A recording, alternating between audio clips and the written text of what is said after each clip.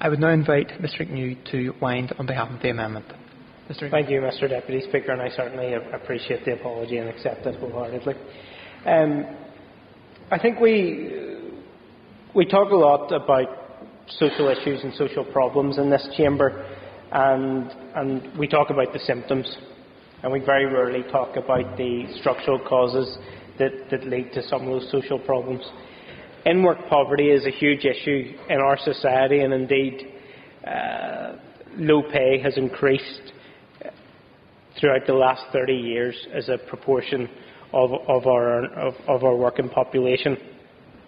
This is something that needs to be addressed structurally.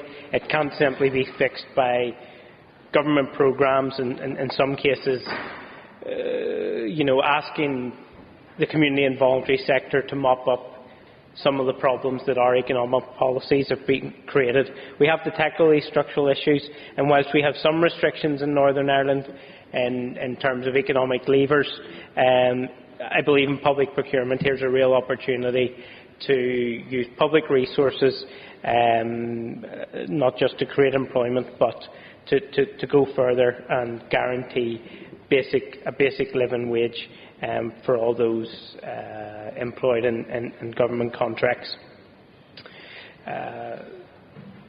The other issue related to that still continues is the inequality between the genders in terms of pay rates. And again, I mentioned in my opening remarks that the majority of those in low pay, something like 2/3 of those working below the living wage, are women. And again, this is a social issue that we can help begin to address through such a policy.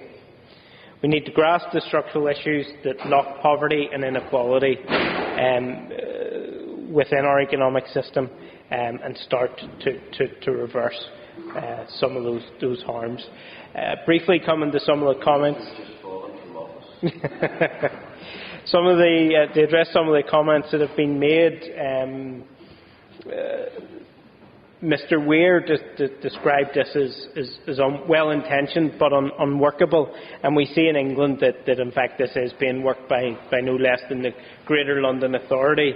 And I seen a comment on Twitter, sort of in the intervening period between the debate, that it was somehow economically illiterate. And the last I heard, that the London city economy was doing okay. It hasn't collapsed due to the living wage, and just like we had with the minimum wage, there will be a certain amount of scaremongering. But I do understand that both the Labour Party and the Conservative Party are making noises that this is something that they would implement. And I think for Northern Ireland to get a first step to start to move our economy onto this footing may well help prepare us for the changes that are ahead. I couldn't understand Mr. Weir's point about competitive disadvantage to local businesses, because in fact it would do the complete opposite by requiring a living wage from those who engage in government contracts. We'd actually help local businesses who do tend to pay more than some of the foreign companies that can access cheaper labour. So I think it would do the opposite of offers competitive disadvantage. In fact, it would tackle some of the competitive disadvantages which we currently face.